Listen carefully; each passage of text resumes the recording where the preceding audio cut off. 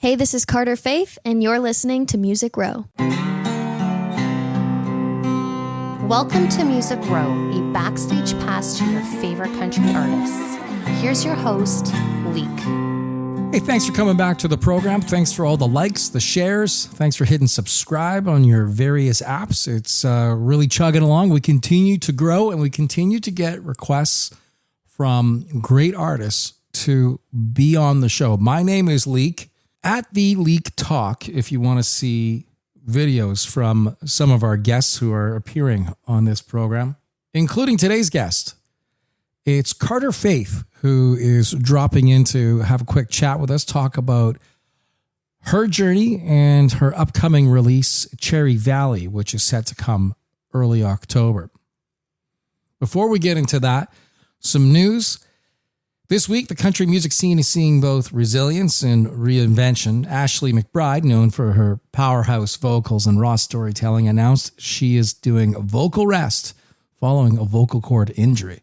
Now, some fans are likely disappointed that this is happening, but she's got to get better. She's still connecting with everybody, though, via her socials, so go check her out. And Ella Langley has canceled a number of August dates due to illness and burnout. I mean, you got to give her credit. She's really been going for about 6 months straight, I think. But she had to cancel like some pretty big shows, including a number of dates where she was on the bill with Morgan Wallen. Management says she will be back on the road coming in September.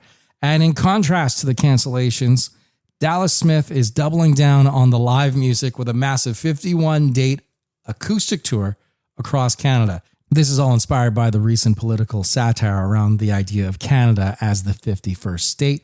Smith is going to be embracing these small venues throughout Canada. It all starts in October and doing a stripped down acoustic thing. So if you want to get your tickets, why don't you jump on it? Wherever there's a heartbeat and a stage, there's an artist set to perform. This is Music Row on Tour. Brought to you by the Pecan Agency, connecting the bands with the fans worldwide. Cole Swindell's Happy Hour Sad Tour hits Nashville on September 4, September 10 in Charlotte, North Carolina, and Chicago on the 18th. Jordan Davis is on the road in September. Look for him September 11th in Atlanta, Georgia, on the 20th in Denver, and the 28th in Seattle. And you can catch Eric Church September 12th in St. Louis, Missouri, Minneapolis on the 19th, and Dallas on the 27th. Carter Faith is coming up on Music Row. Hi, my name is Kim Stockwood. I am a proud Newfoundlander and a Canadian singer-songwriter. In a landscape where many lack access to health benefits or employee assistance programs, the Unison Fund serves as a lifeline of hope for musicians and music industry professionals facing medical emergencies or mental health challenges. To learn more about Unison and their programs, please visit unisonfund.ca. Hey, this is Carter Faith, and you're listening to Music Row with Leake. Well, this is nice. Yes. A nice sweaty day. Not like a North Carolina sweat, because you guys have breeze, I think, in North Carolina, where there is no breeze ever in Toronto, but we got the humidity. Yeah, it's not humidity here.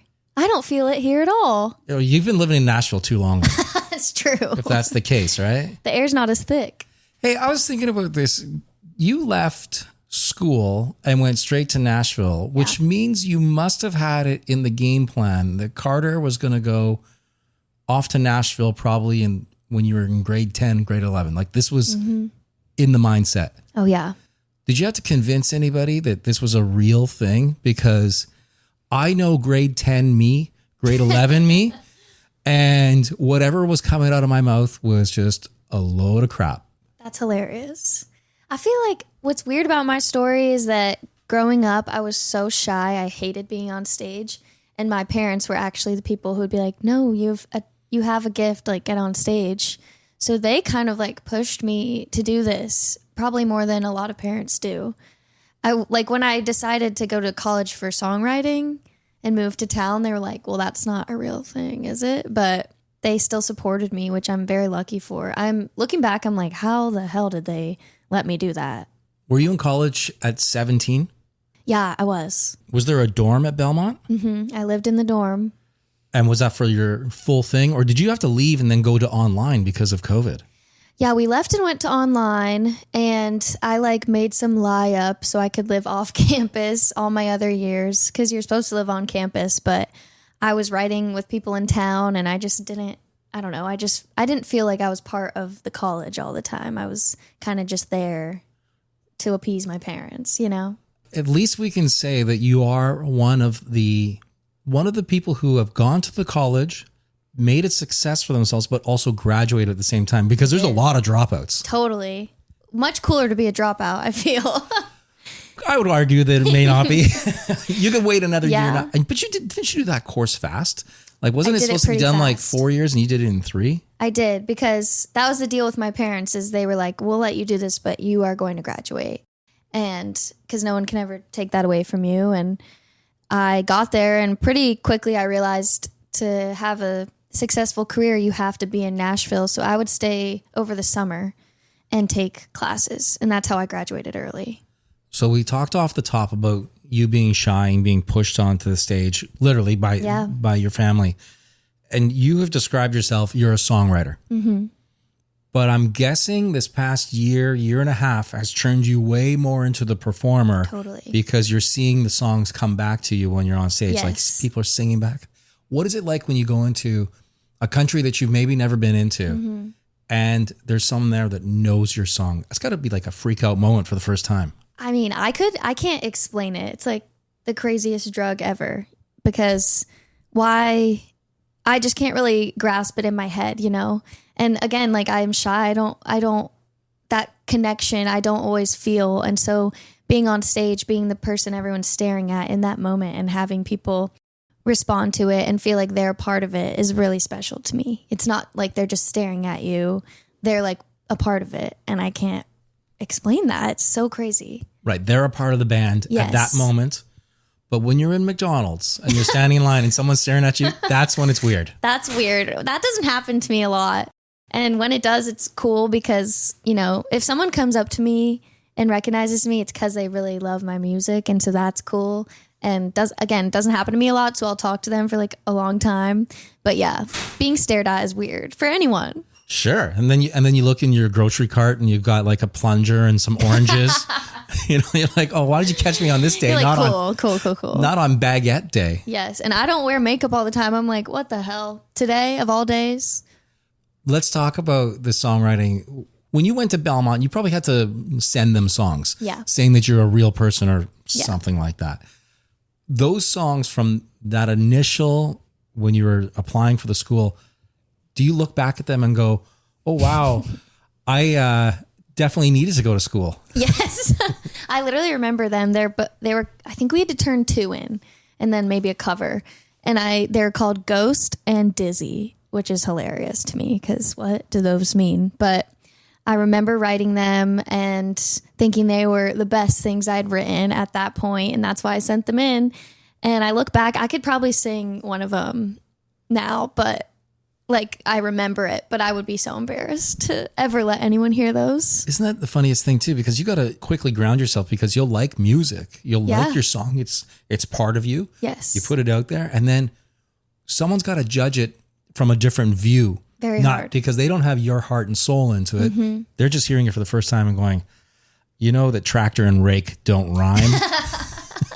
No, that was like, I would say the first 2 years of living in Nashville, being a songwriter, having my teachers judge my songs because that's their job, and then big songwriters in town give me advice, was a really big, mental game, because in my town, I didn't let anyone hear my songs. Like, this was, again, I wouldn't really go on stage and sing them. I would just play them for my parents or my siblings.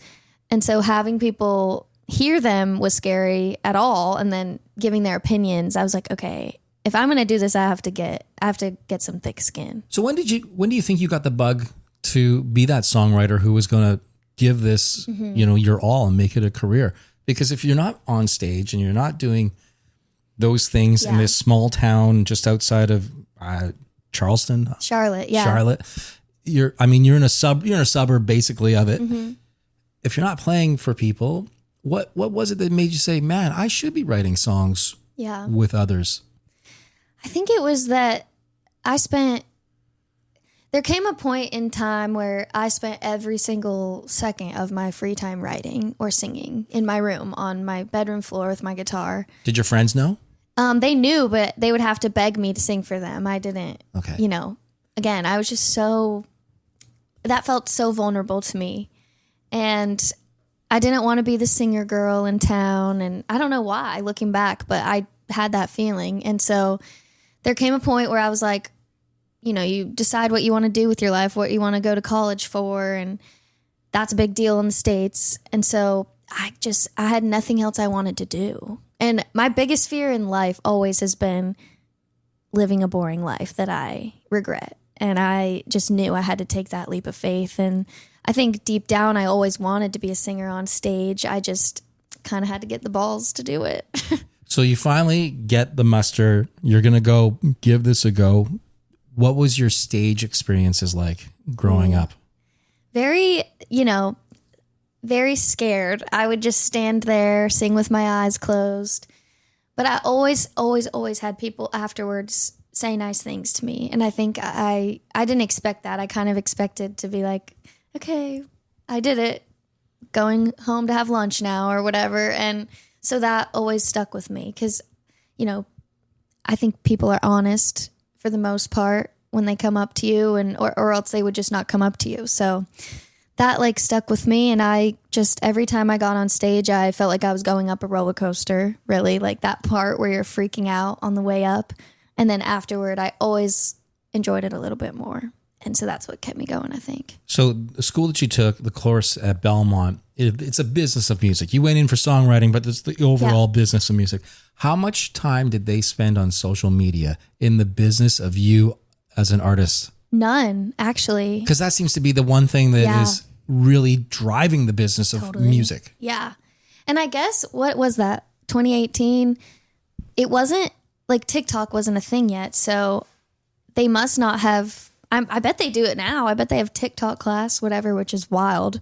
But yeah, we didn't talk about it at all. They helped us understand contracts and what all the jobs do, which I still use all that information every day. But yeah, I have not thought about that since I graduated.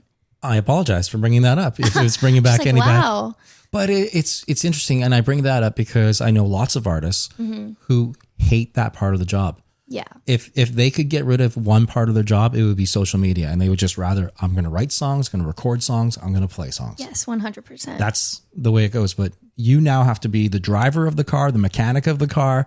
You have to fabricate everything. Part of it's just the way it goes now in country music.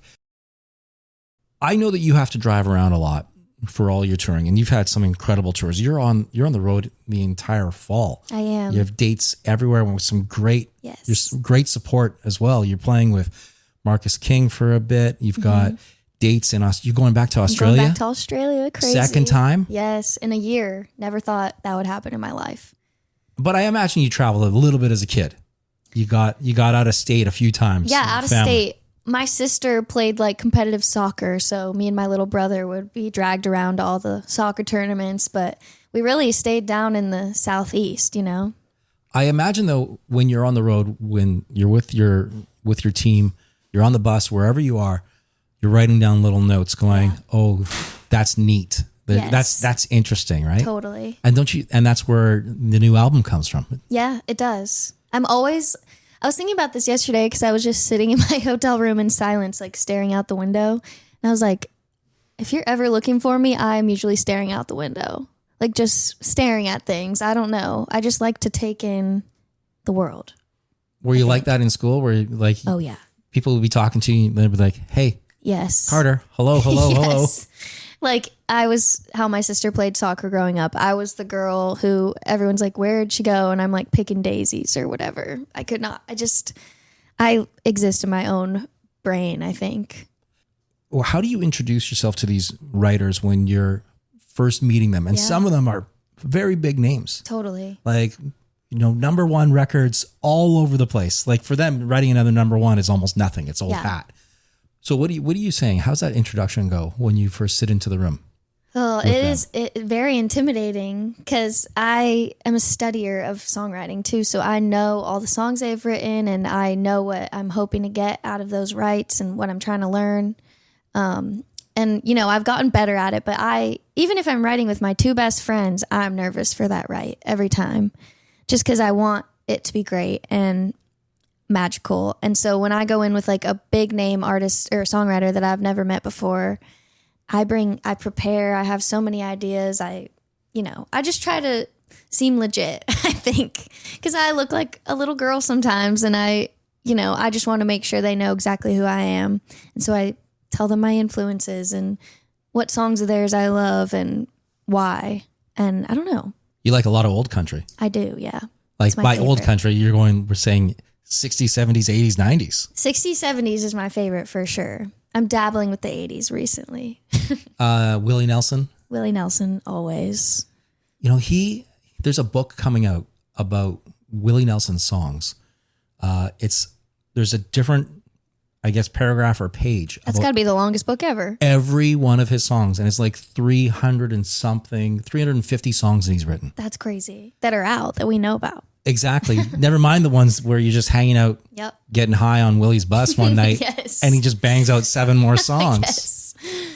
What about you, though, with your songwriting? I imagine that you've probably picked up and written hundreds of songs in the last few years. Mm-hmm. And you went from 2 songs that you wrote, your earliest songs, that your favorite songs, the best songs ever, it's getting me into Belmont University, to now I've got hundreds of songs, and I like 15 of them for my new album. Yeah. Crazy, right? Like, how do you say that this one isn't good enough anymore, yet you wrote it and you sang it and you thought at the moment, this is it, and you put the brakes on it? That was a hard process, picking the songs for your album, especially your first album, because you have this whole catalog of songs. But honestly, I had songs that stuck with me for years. Some of them I wrote years before this album is coming out. And so I really try to just go with my intuition on that. Like, what are the songs that are sticking with me the most? And I mean, that has to be the process, because otherwise I think you're picking songs for the wrong reasons. And I never want to do that. I just want to be the artist that I am, not the artist that I'm not. You're writing songs, you're looking out the window, you're daydreaming, you're doing all that stuff, but then you get stuck. Do you have to go on a Tinder date to break up with somebody? Oh my God, yeah. I don't go on Tinder, LOL. I try to avoid the online things because I'm a romantic and I want to meet someone in the wild, you know? But I definitely sometimes feel myself, like I'll be talking to a guy or whatever, and it's going so poorly and unhealthily, and then I'm like, oh, that's why I did that. I needed a song. And it's real. It's and I say to people who are dating songwriters, you're going to be in a song. Yeah, good luck. You better be perfect. You might be just here for a few hours, but so true. Where do you want to see yourself, say, in like 3 years? Where does Carter Faith take it all? Do you want to have a regular set of team that you're riding with? Do you want to have, I just want to be on the road, in the bus, living life like that? Or do you just want to be on a farm? They all sound pretty good, by the way. They all sound great. I would love all of that. In 3 years, I'll be 28, and I would love to have a bus. Right now, I'm road dogging it. I'm in a van with 6 men. I'm Snow White, and they're my 6 dwarves. And I would love to have a bus. And I would love for everyone on my team to be comfortable and happy, and to still be writing songs that I love, putting out an album every year, touring and having... Every year? I mean, one a year. I can do that, I think, if they'll give me the money for it. I'd love a house. You don't want to stop. I can't stop. What would I do if I stopped? But I mean that, like, you don't want to stop even for a 2-month vacation. Mm-mm. You are on a hill, and you want to keep the momentum going. Yeah, I'm going up the hill right now. As much as you can't, you're a daydreamer looking out the window, you're creatively thinking about, I've written 4 more songs for my follow-up to Cherry Valley, which hasn't even been released yet. I know. I'm like, I already know what that second album will be called. Oh, no way. Yeah.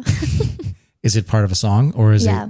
Okay. So you've already got a list of songs that are set to go for something maybe a year from now. Yeah. When the label said to you, by the way, we're going to let 3 or 4 songs from this 15-song album go, but the album's not going to be released till October. Yeah. We're not going to put it out until October. Did you look at them and go, why can't we put it all out right now? Yeah, duh. I mean, I was like, please. And then I was like, can we push it up? And they're like, no. But that's okay. They know better than I do on that, I think. Do you listen to, like when you hear that information, do you go, you guys don't understand how hard it is hanging on to this information? It's like, Totally. you've got the secret codes Yes. for humanity. Yes, the cure. I'm like, I need this out because I write so currently about my life, and it's hard then to care about music when it's 2 years past that feeling. But I think what's weird about this album for me is that I wrote all the songs, felt them very intensely, and then when I recorded them, another thing happened in my life that totally gave them all new meaning. And now I'm on the road and like more than I ever have been, and I feel like the songs have new meaning, which is like exciting for me for the album because I hope that means people can find their own meaning in it because I've already found multiple. And that's how a lot of people write too. Yeah. They want you to interpret whatever the song is about for you in the Totally. time and the space that you're in. And that's why you can never sing a song about the current administration because it will change in Not like too specific, at least. yeah, it's going to change in 3 years, and it's going to be a bad Totally. lyric talking about Ronald Reagan. Yeah, they'll be like, who? Okay, we're gonna wrap with 2 things that is great about being on the road with the band, and then 2 things that are terrible about being on the road with the band. Ooh. So let's start with great. Okay, great is I feel like my band and I can have fun anywhere. Like we could be in this room and have the most fun ever because we're just all kind of goofy and we're very close because you have to get close on the road. So I feel like we can have fun anywhere. And then I don't know if I should say this or not, but we all smoke weed, so that's nice.